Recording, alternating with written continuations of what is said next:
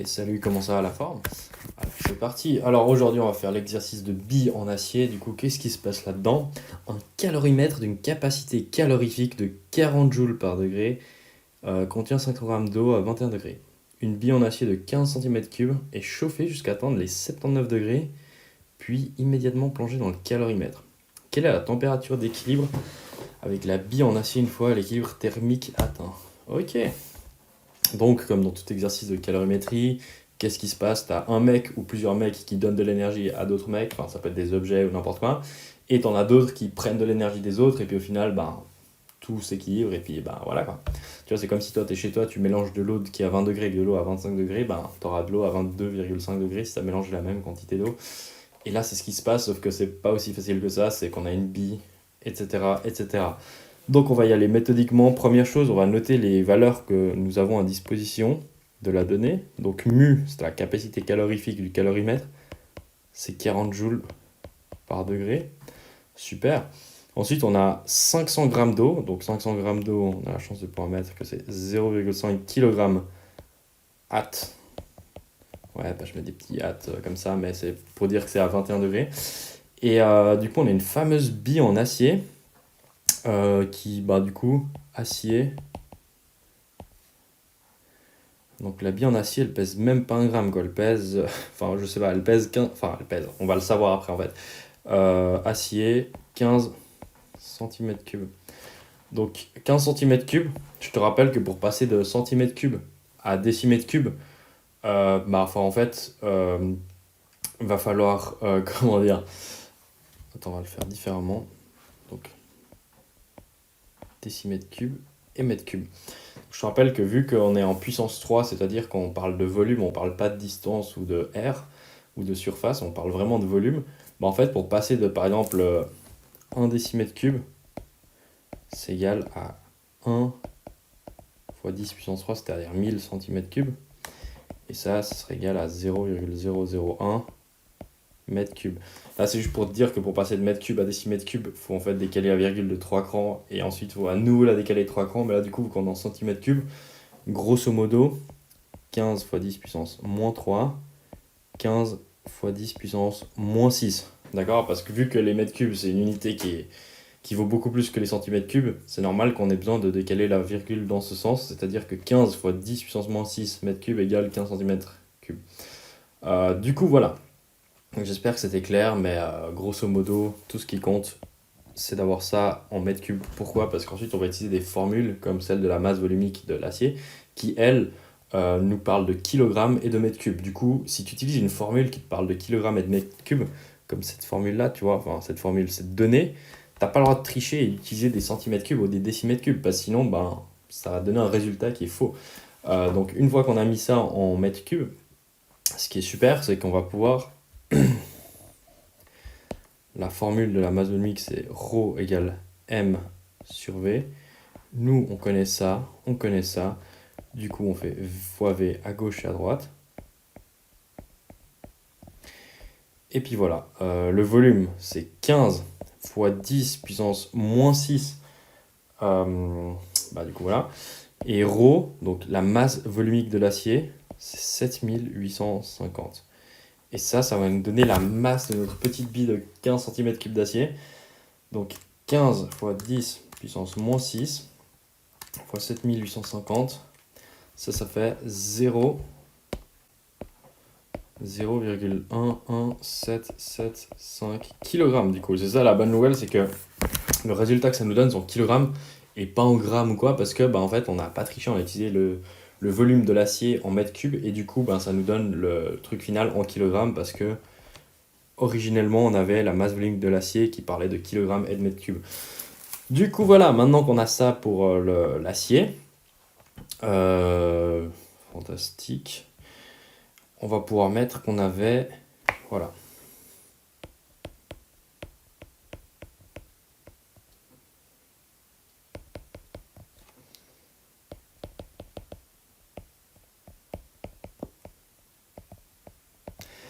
Donc voilà, grosso modo, ce qu'on a, c'est de l'eau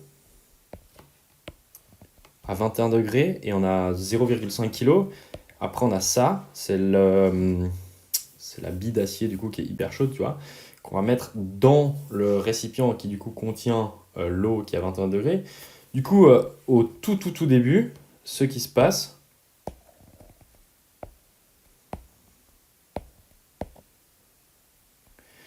du coup, au tout début, ce qui se passe, c'est que, on va commencer par écrire énergie donnée égale énergie reçue. Donc dans cette expérience, c'est qui les mecs qui donnent de l'énergie ou le mec qui donne de l'énergie? En fait, c'est la bille d'acier. Donc on va écrire M fois C fois delta T. Donc ça, c'est pour l'acier. C'est qui les mecs ou les bonhommes dans cette histoire qui qui reçoivent de l'énergie de quelqu'un d'autre? C'est le récipient qui a de l'eau à 21 degrés et l'eau qui est à l'intérieur à 21 degrés. Du coup, on va écrire M fois C fois delta T. Ça, c'est pour l'eau qui est à 21 degrés.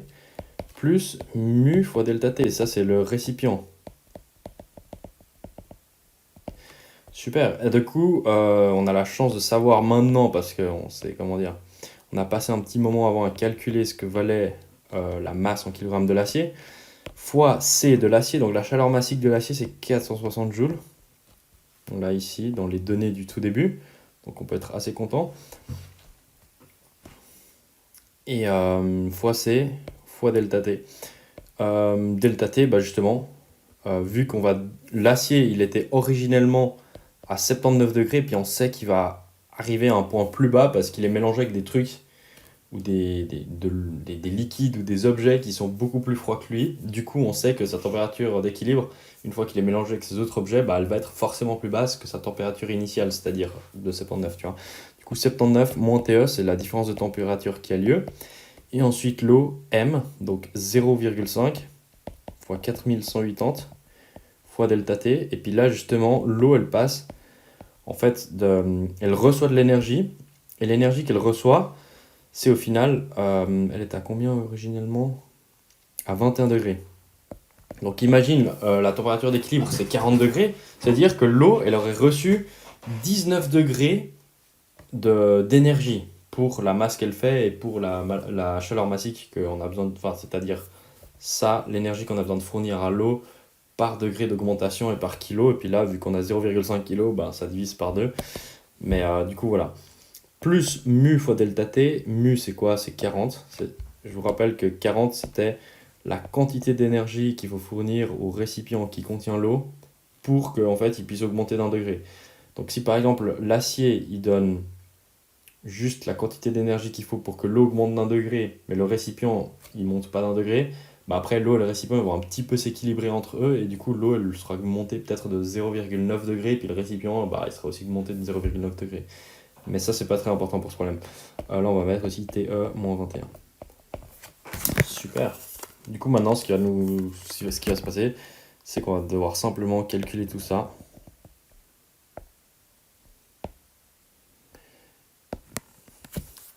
Donc 0,11775 fois 460, donc moins 54,165 fois TE, d'accord? Plus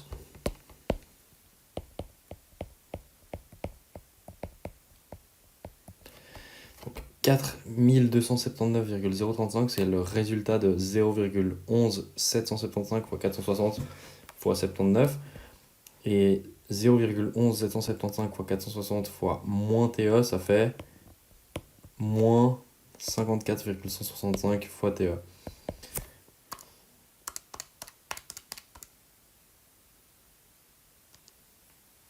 Là, ça nous fait 2090 fois TE. Moins 43 890 plus 40 fois TE moins 840. D'accord. Et puis comme je t'ai dit, dans ces exercices, c'est bien de se poser la question de qu'est-ce qui se passe, qui c'est qui donne de l'énergie, etc. Jusqu'à à peu près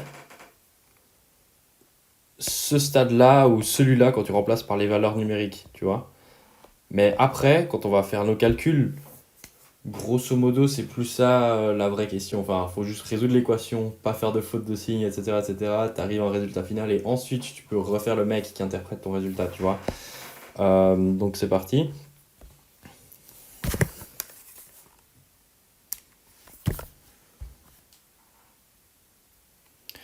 Donc à droite de l'équation, nous avons au final 2130 TE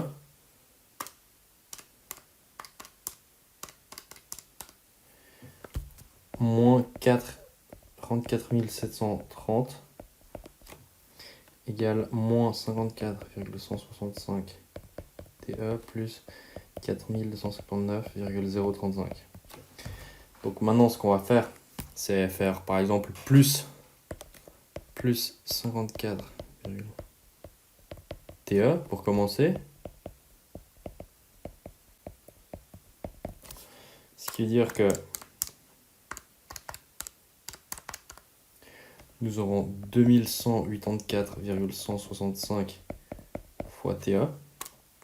Et ensuite, donc on a toujours moins 44 730. D'accord.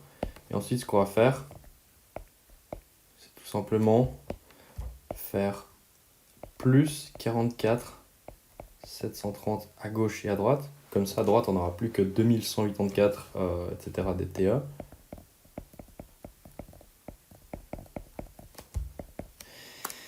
Et à gauche, nous aurons du coup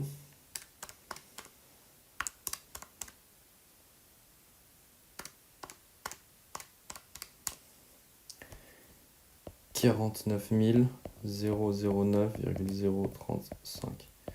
Et la dernière étape, comme dans chaque équation, c'est de diviser le nombre de TE qu'on a pour savoir ce qu'un seul TE vaut, parce qu'au final, c'est ça qui nous intéresse. Donc, si je fais 49 009,035 divisé par 2184,165, qu'est-ce qui va se passer? On arrive sur 22,44 degrés. Super. Et ça, c'est-à-dire que la température d'équilibre, à la fin de l'expérience, en fait, elle vaut 22,44 degrés.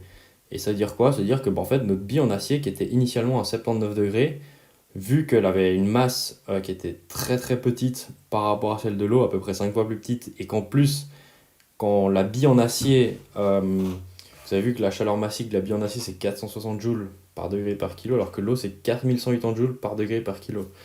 Ça veut dire quoi ça? Ça veut dire que si par exemple, tu as 1 kg d'eau et tu as par exemple 1 kg d'acier, avec la même énergie, tu peux faire augmenter soit ton eau de 1 degré, soit ton acier de 9 degrés. Donc pour savoir ça, j'ai fait 4180 divisé par 460. Et du coup, de manière plus ou moins, sans entrer dans les détails, imagine, tu as 1 kg d'eau, pour la même quantité d'énergie, c'est-à-dire 4180 joules, tu peux soit faire chauffer ton eau de 1 degré, soit ton morceau d'acier de 9 degrés.